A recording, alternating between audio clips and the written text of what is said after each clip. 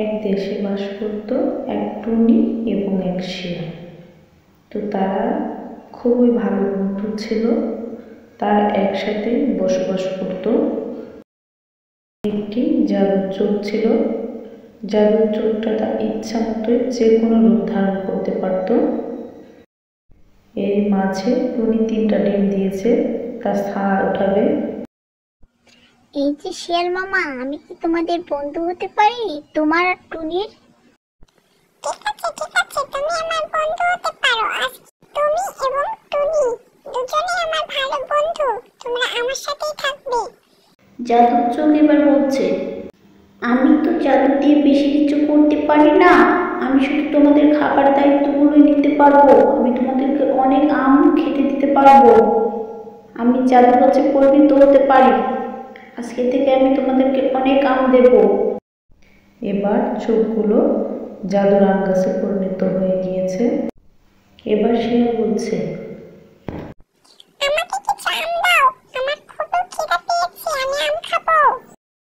জাদু গাছ এবার বলছে, বন্ধু, তুমি যতবারই আমার কাছ থেকে আম ছিঁড়বে ততই আমি ছোট হয়ে যাব। আবার পরের দিন সকালে আমি যেমন ছিলাম তেমনই হয়ে যাব। তোমার যত প্রয়োজন তত খেতে পারো। এবার জাদুর চোখ বলছে, বন্ধু, জঙ্গলের ওই পাশে নাকি একটা জঙ্গল আছে, জঙ্গলের ওই পাশে নাকি একটা পুকুর আছে, পুকুরে নাকি জাদুর পরী আছে। ওখানে চলো, ওখানে গেলে আমাদের সব ইচ্ছা পূরণ হবে। শিয়াল যতই আম ছিঁড়ছে গাছ ততই ছোট হয়ে যাচ্ছিল। আবার সকালবেলা যেমন ছিল তেমনি হয়ে যাবে। এবার শিয়াল বলছে, অনেক খেয়েছি বন্ধু, আর খাবো না। টুনির ডিম থেকেও ছানা ফুটবে, তাদেরকেও আম দিতে হবে।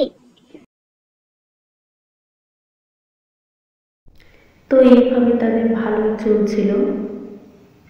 তারা ঠিক করে কিছুদিন পরে জঙ্গলের ওই পাশে নাকি একটা জাদুর পুকুর আছে, সেখানে তারা যাবে।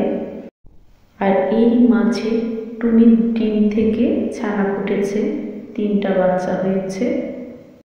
সবাই মিলে বুদ্ধি করছে যে জঙ্গলের ওই পাশে নাকি একটা জাদুর পুকুর আছে, সেখানে নাকি জাদুর একটা ছোট্ট পুকুর আছে, সেইখানে নাকি পরী বসবাস করে। পরীর কাছে তারা যাবে, গিয়ে জাদুর চোখ যেন আরো অনেক কিছু তাদেরকে দিতে পারে সেই সাহায্যই তারা নিতে যাবে। এবার শিয়াল বলছে, চলো চলো, আমরা এবার ঘুমিয়ে পড়ি। কালকে সকালে আমরা উঠে পরীর কাছে যাব, পরী কি বলে দেখি।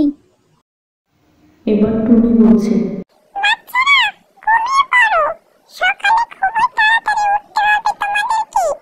তোমাদেরকে খাইয়ে তারপরে আবার তৈরি করে তারপরে আবার নিয়ে যাব। তোমরা খুবই তাড়াতাড়ি ঘুমিয়ে পড়ো, কালকে আমরা যাব সকাল সকাল। তারা এবার জাদুর পুকুরের কাছে চলে এসেছে। এসে শিয়াল বলছে, একটু সাহায্য করুন। আমরা একসাথে অনেকেই বসবাস করি, সবাই আমরা ভালো বন্ধু। আপনি যদি জাদুর চোখকে আরো কিছু শক্তি দিতেন তাহলে আমরা খুবই ভালোভাবে বসবাস করতে পারতাম। এবার পরী বলছে, ঠিক আছে, আমি জাদুর চোখকে আরো শক্তিশালী করে দিলাম আজকে থেকে। সে যা চাইবে তাই পাবে। সাথে সাথে তোমরা এবার সুখে শান্তিতে বসবাস করো সবাই মিলে। আমি তোমাদের প্রতি অনেক খুশি হয়েছি, তোমরা ভালো বন্ধু। জাদুর চোখ এবার বলছে, পরি, আপনাকে অনেক ধন্যবাদ, আপনি আসলেই অনেক ভালো, আপনার কথা অনেক শুনেছি। তারা এবার বাড়ির উদ্দেশ্যে রওনা দিয়েছে। একটা জঙ্গলে এসে তারা গল্প করছে। টুনি এবার বলছে, পরি অনেক ভালো, পরি আমাদেরকে সাহায্য করেছে, পরিকে অসংখ্য ধন্যবাদ। তো জাদুর গাছ তো অনেক খুশি, সে আরো শক্তিশালী হয়েছে।